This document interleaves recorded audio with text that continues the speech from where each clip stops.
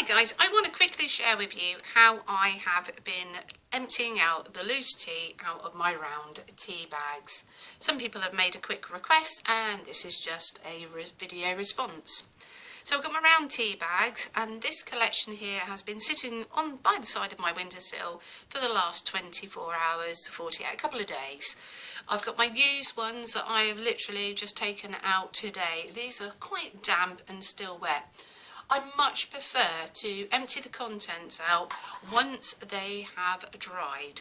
The reason being, it's so much easier to take the loose tea out and then we're going to iron. So I'm going to take this one here. It's not completely dry, but you can see that it's already beginning. I have a little scalpel. This can be done with a pair of scissors, if you've got a pair of sharp scissors or a blade. But generally speaking, we have got the seal goes all the way round, and what I'm going to do is put my blade in very cautiously, just into where the seal is. Make, in my case, an incision. So you can see now we've got an incision which I would turn around and say is at least over a centimetre or about half an inch, no more. Put my blade down, got myself a bowl, and we literally are just going to empty out the contents, carefully just rubbing my thumb and finger until we get the majority of that out. Now it's entirely up to you if you want to use that loose tea in another form. Maybe you can put some more warm water in there and you can do that for tea staining, but bear in mind you've got loose particles, so you probably want to put some muslin in between because you don't want to be spending all your time brushing off loose tea on your papers. So here we have the round tea bag. Now occasionally I have just used it the way it is. You will see that at first glance you've got a side that looks like it's still the same as the other, but there is that slit there. Okay, so we now move away from there, and what we want to do is have a beautifully ironed little tea bag. Now I've got my iron to hand. It's warm, but it's not going to be hot. We don't necessarily need to scald it, unless of course you're working with a wet tea bag and then if you want to, but just remember your iron will become grungy. As you can see here, we've got a lot of grunge going on. This is purely my iron for craft. And I'm just going to literally lay it down and iron it flat. Nothing more spectacular than that. So now we've got our iron tea bag, it's wonderfully flat, and we can now move on to crafting with it in one way or another. Now I am currently just enjoying the fact of tissue paper, and as you can see I've already glued down a selection of tea bags on this tissue paper, and you can see the print the other side, and it really is as simple as one glue stick.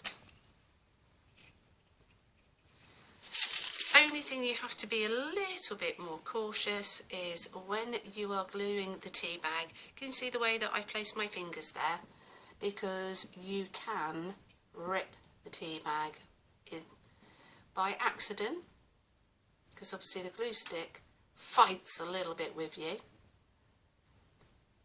But that's all that's required, all the way up to the edges, maybe in a little bit of a dabbing motion. And then I pop it on my finger, and hopefully we've got a little piece of tissue, and I'm going to butt that one up like so, flatten it down, turn it over, work it slightly in a bit more, and so we've now got our tea bag attached to our tissue paper. Now these ones I done yesterday. I'm just going to put my lid on my glue because I know what I'm like.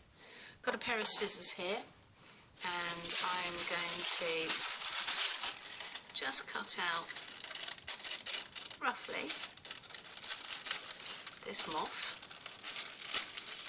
Gonna get my colouring pencils out. There we go.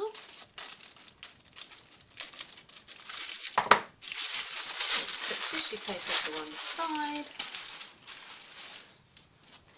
Now I've turned it back over, and now you can neaten this up. I am a fussy cutter.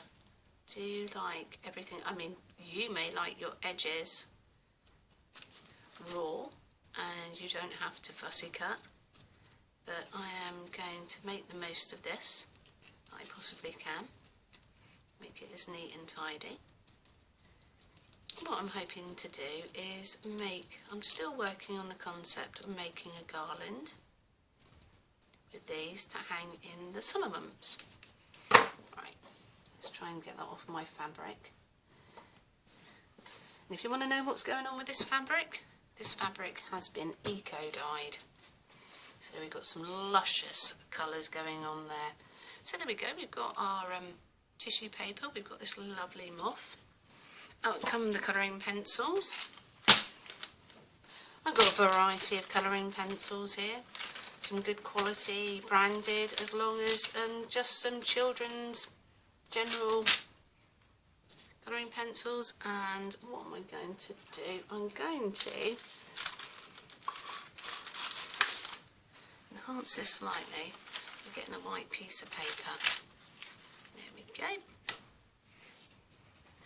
Step down, and I am going to put a little bit of brown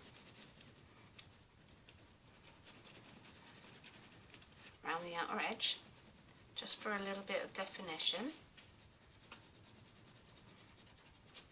No colouring skills generally required here. As you can see. So that just gives it another piece of impact with the brown of the tea bag. We're going to choose a nice bright yellow.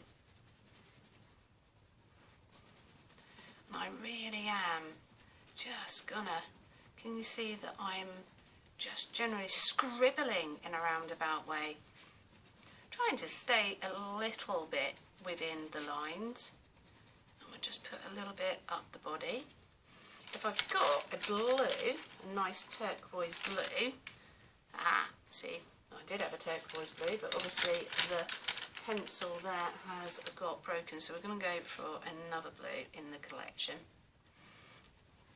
And yet again, I don't mind where this goes, a little bit scribbly, but I actually think in nature, nothing is wonderfully perfect, is it? And obviously this is done in a seriously quick way, just to give you an idea of how quick you can do this for a little project. So how we do is we've got the moth, yellow, blues, and maybe we'll just add a little bit of pink up the top. So simple. Next, I'm going to just get my Distress Ink Vintage Photo, and I'm just going to take and just highlight the outer edge just a little bit more.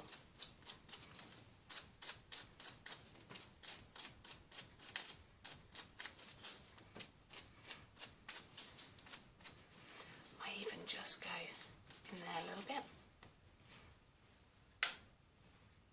Again, remember that lid.